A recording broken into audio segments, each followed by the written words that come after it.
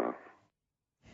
Premijeru, gdje su naše plaće? Pod tim je naslovom Sindikat državnih i lokalnih službenika i namještenika uputio otvoreno pismo vladi jer većina javnih službenika još nije dobila plaću za siječanj. Podsjećaju da nisu platili dječji vrtić, rate kredita i slične, kako navode, trivijalne stvari.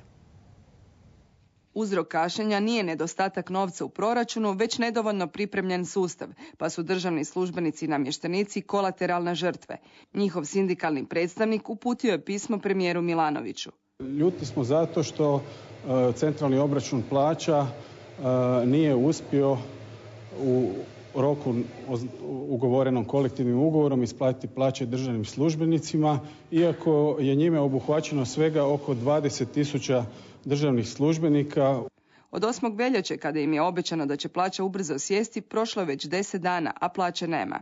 Sustav je pao, odnosno ne može obraditi plaće za svega, ponavljam još jednom, 20.000 državnih službenika, a njih ima više od 63.000 plus još 16.000 djelatnih vojnih osoba.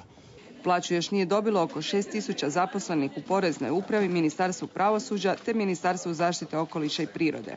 Ovaj tjedan bi trebalo sve završiti.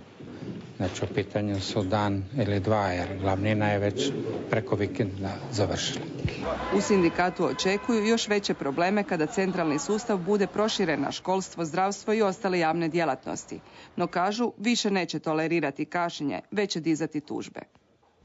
Na otoku